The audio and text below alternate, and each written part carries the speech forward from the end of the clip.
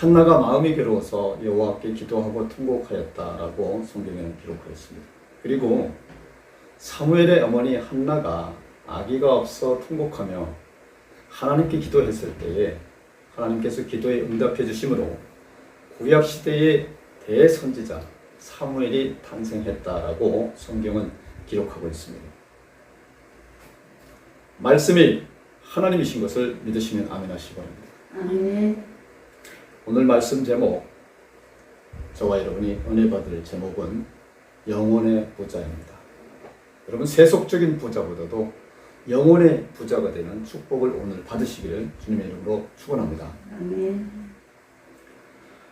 우리가 아멘 소리가 보게 되면 세상 축복 많이 받으세요 아멘 소리가 커요.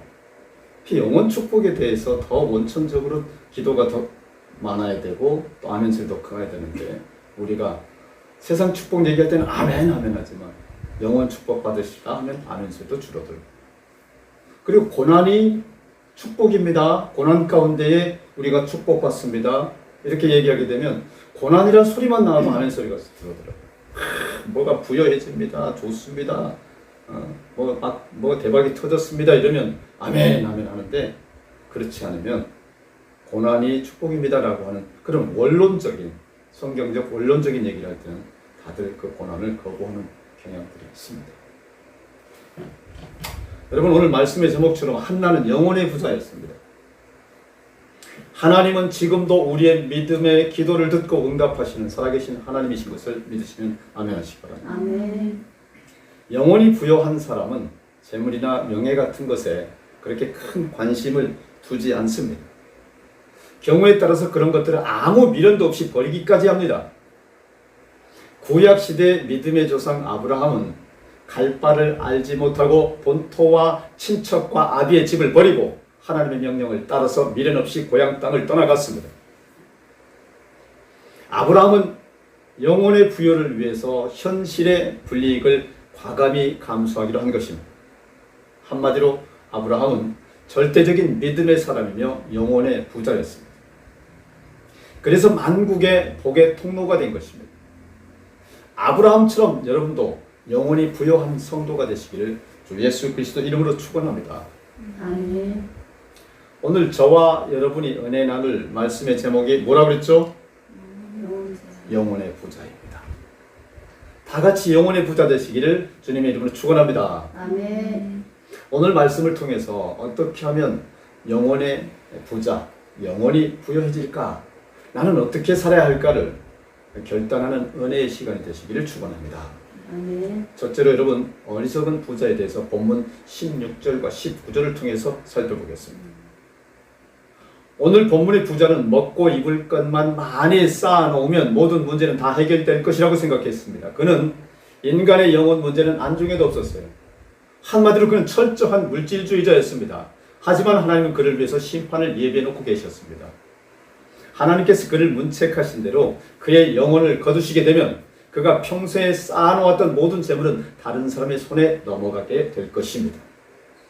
이것은 어리석은 자의 처음과 나중에 대해서 명백하게 말해주는 사건인 것입니다. 안타깝게도 이것은 오늘날 불신자의 삶의 마지막 모습이기도 합니다. 여러분, 오늘 읽은 본문은 어리석은 부자의 비유입니다. 어리석은 부자의 비유. 내용은 재산 분배 문제로 예수님을 찾아온 사람들에게 물질 위주, 세상 위주의 삶이 얼마나 허무한 것인가를 깨우쳐주는 교훈인 것입니다. 비유의 요지는 첫째, 자기 중심의 이기적인 삶의 허망함과 둘째, 내일을 예견할 수 없는 인간의 유한함, 셋째, 짧은 순간에 불과한 물질과 세상 지향적인 삶이 주는 허무함, 그리고 넷째, 모든 부의 원천은 하나님께로부터라고 하는 것입니다.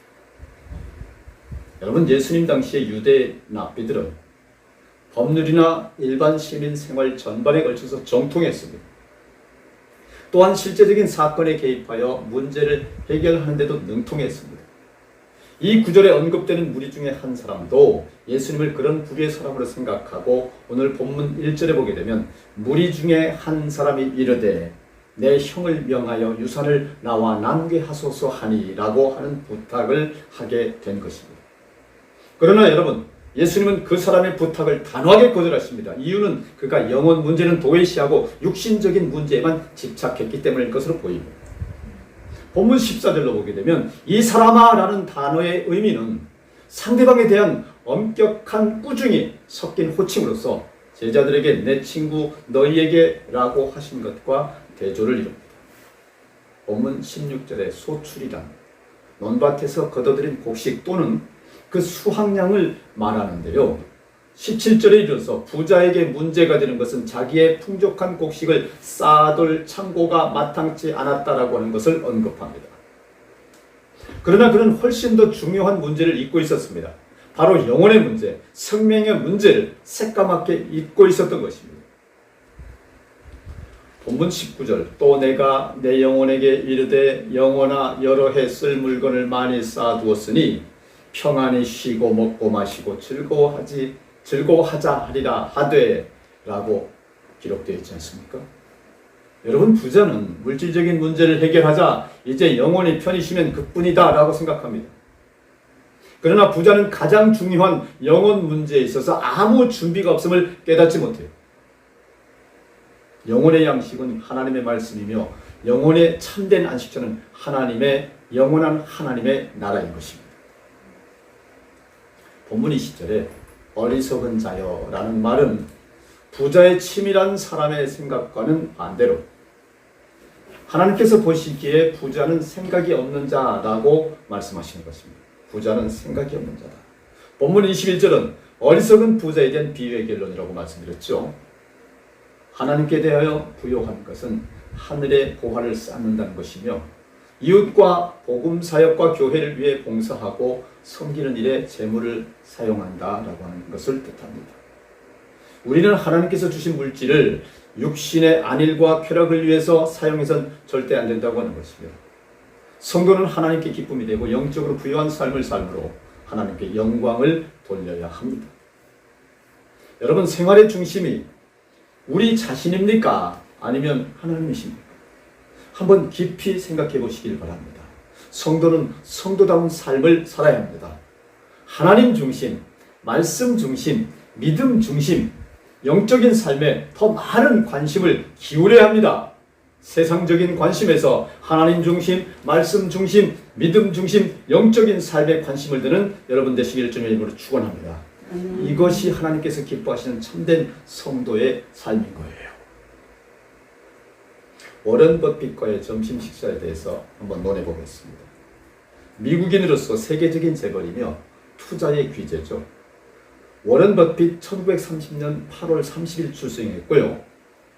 만 88세 미국 오하마 소속 버크셔 허대의 회장이시고 가족으로는 아들 하워드 버핏, 아들 피터 버핏이 있고요.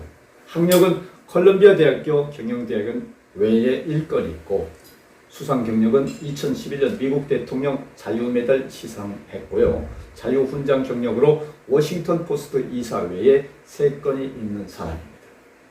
이 워런 버핏, 이 쟁쟁한 워런 버핏 회장과 점심 식사를 하는 것이 많은 기업가들의 로망입니다. 워런 버핏과의 점심 식사 자선 경매가 얼마나 되는지 아십니까? 첫 해인 2000년에는 25,000달러, 함께 식사하는데 한화 약 2,700만 원에 낙찰되었는데요. 2017년에는 267만 달러, 한화 약 29억 원까지 올랐다고 해요. 지금은 얼마냐? 하나로 약 50억 원 가까이 주고 워런 버핏과 식사 한 끼 할 수가 있다고 하는 것입니다. 점심 식사 한 끼를 함께 먹는데 30억에 가까운 돈, 50억에 가까운 돈을 내고서라도 이런 워런 버핏과 식사를 하려는 이유가 도대체 뭘까요? 궁금하지 않습니까? 세계 각지의 기업가와 투자자들은 버핏에게 기업을 잘 운영하는 지혜를 얻으려고 이렇게 높은 경매가도 전혀 마다하지 않는다고 합니다. 우리가 생각할 때에 이것이 얼마나 놀라운 일입니까? 기업가가 아니면 상상도 할 수 없는 어마어마한 점심값입니다. 이렇게 거금을 들여서라도 사고 싶은 것이 바로 지혜라는 것입니다.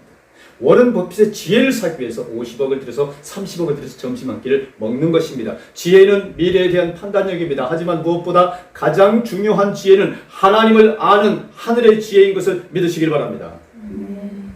하나님께서 지혜의 왕 솔로몬에게 주신 지혜가 바로 하늘의 지혜입니다. 여러분 지혜가 부족하십니까? 돈 한 푼 없어도 지혜를 얻을 수 있는 방법이 있습니다. 그것은 바로 하나님께 간구하는 것입니다.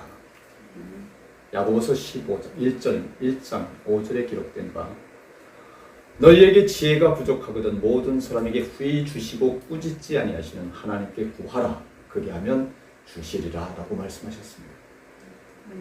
여러분 하나님께서 우리에게 후히 주시고 꾸짖지 않으시고 구하면 주시겠다고 약속하신 것이 바로 지혜입니다. 진실로 우리에게 부족한 하늘의 지혜를 하나님께 마음껏 부르짖어 구하시고 응답받으시기를 바랍니다. 아멘. 그래서 어리석은 부자가 아니라 솔로몬처럼 지혜로운 부자요 귀한 성도가 되시기를 축원합니다. 아멘. 두 번째로 영원히 부여했던 자에 대해 본문 15절을 통해서 한번 살펴보겠습니다. 구약시대의 모세는 애굽의 모든 영광을 한 몸에 지니고 있었지만 하나님의 백성과 함께 고난받기를 죄악의 낙을 누리는 것보다 더 좋아했습니다. 이것은 모세의 영적인 부여가 얼마나 컸었는지에 대해서 말해줍니다. 열왕기상 3장 9절로 보면 누가 주의 이 많은 백성을 재판할 수 있사오리까? 듣는 마음을 종에게 주사 주의 백성을 재판하여 선악을 분별하게 하옵소서라고 했습니다. 이 구절은 솔로몬 왕이 하나님께 다른 것을 구하지 아니하고 겸손을 구했다고 하는 것입니다. 지혜를 구했다고 하는 대목입니다. 솔로몬은 이스라엘 백성을 잘 다스리고 재판할 때에 선악을 분별할 수 있도록 하나님께 기도했습니다. 그리고 하나님께서 이 기도를 기뻐하시고 응답하심으로 솔로몬 왕은 당대의 가장 지혜로운 왕이 되었습니다. 당대의 가장 겸손한 왕이 되었습니다. 우리도 이렇게 겸손하고 지혜로운 믿음의 기도를 해야 합니다. 겸손을 주십시오. 믿음을 주십시오. 지혜를 주십시오. 기도해야 합니다.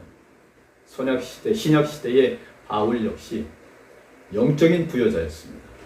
바울은 자기가 가난한 자 같지만 많은 사람을 부여하게 하는 자라고 고린도 후서 6장 10절을 통해서 말했습니다. 무엇이 바울을 그렇게 만들었을까요? 그것은 여러분 바울 안에 내주하시는 예수님 때문입니다. 예수님과 동행했기 때문입니다. 바울은 늘 예수님과 동행하는 영혼의 부자였습니다. 시편 119편 71절로 보게 되면 고난 당한 것이 내게 유익이라 이로 말미암아 내가 주의 율례들을 배우게 되었나이다 라고 말했습니다.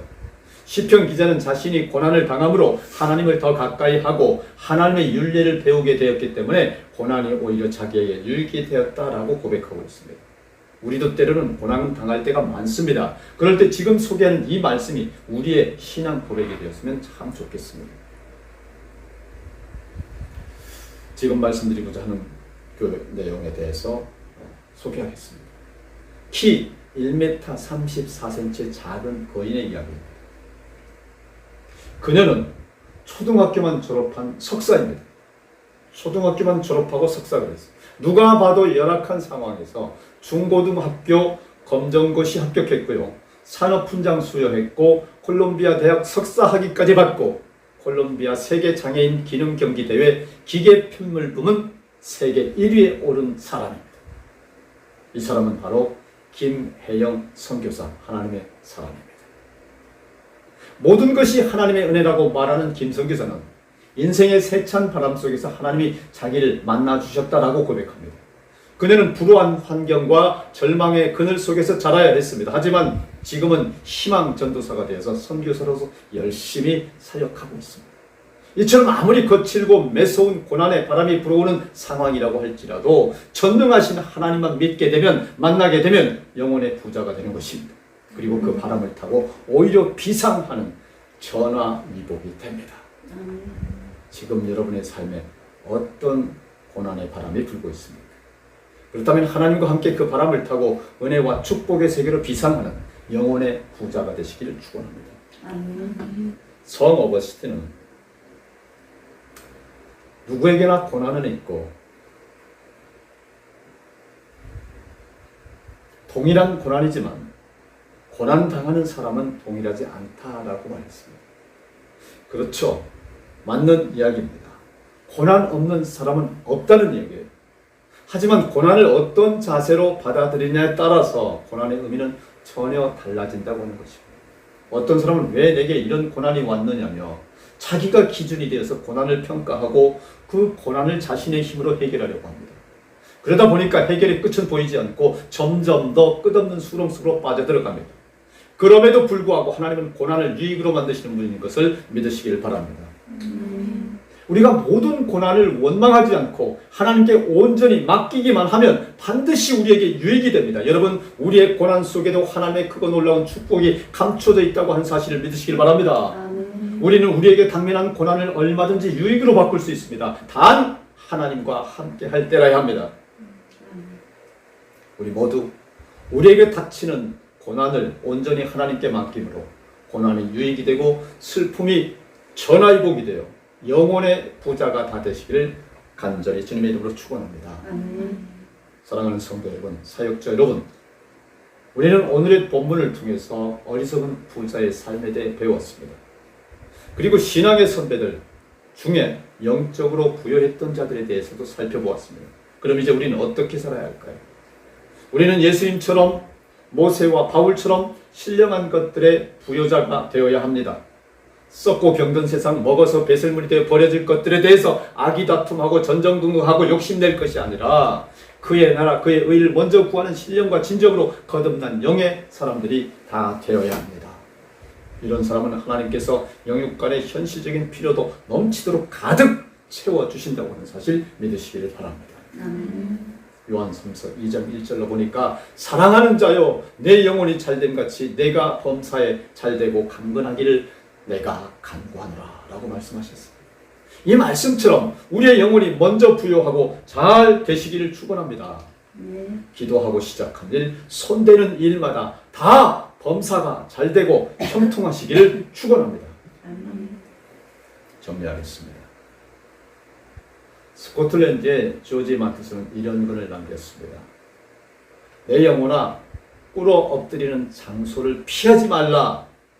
그곳이야말로 왕을 뵙기 위하여 옷을 갈아입는 곳이다. 과거의 위인들에게 가장 잊지 못할 풍요의 자리가 어디였던가 물어보라.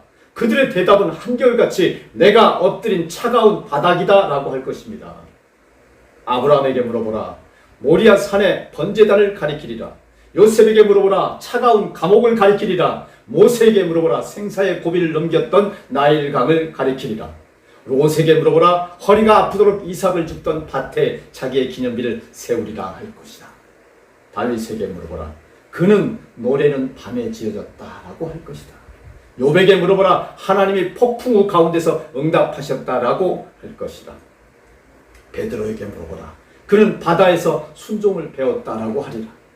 바울에게 물어보라. 그는 자기의 눈을 멀게 한 빛에서 영감을 보았다라고 할 것이다. 한 사람 더 예수에게 물어보라. 세계를 지배하는 그 고난은 도대체 어디서부터 온 것인가? 그분은 대답하리라. 겟세마나 동산의 차가운 땅바닥에서 나는 왕권을 받았노라. 사랑하는 여러분, 지금 하나님께서 나에게 행하시는 훈련이 무엇인지를 인식하시기를 바랍니다. 그리고 그 훈련에 정직하고 성실하게 임하시기를 바랍니다. 하나님의 훈련 뒤에 아름답고 성숙하게 정금처럼 단련된 영혼의 부자로 변신할 자신의 모습을 마음에 품고 훈련하고 또 훈련하면서 훈련의 길을 걸어가야 하는 것입니다. 다 같이 기도하시겠습니다. 거룩하시고 사랑이 충만하시며 우리 영혼의 주인 되시는 만군의 여호와 하나님 아버지, 오늘 귀한 예배를 통하여 내가 내 영혼에 이르되 영혼아 여러 해 쓸 물건을 많이 쌓아두었으니 평안히 쉬고 먹고 마시고 즐거워하자 하리라 하되, 하나님은 이르시되 어리석은 자여 오늘 밤에 내 영혼을 도로 찾으리니 그러면 내 준비한 것이 누구의 것이 되겠느냐 하셨으니, 자기를 위하여 재물을 쌓아두고 하나님께 대하여 부여하지 못한 자가 이와 같으리라 하신 귀하고 복된 은혜의 말씀 주셔서 감사드립니다. 우리 귀한 성도님들, 사역자들 오늘 말씀에 순종하여 어둡고 캄캄한 흑암의 마지막 시대를 밝힐 영혼의 부자들 다 되게 해주시기를 우리를 죄에서 구원하신 만유의 주 메시아 예수 그리스도의 이름으로 기도드리옵나이다. 아멘. 우리 하나님께 감사합니다.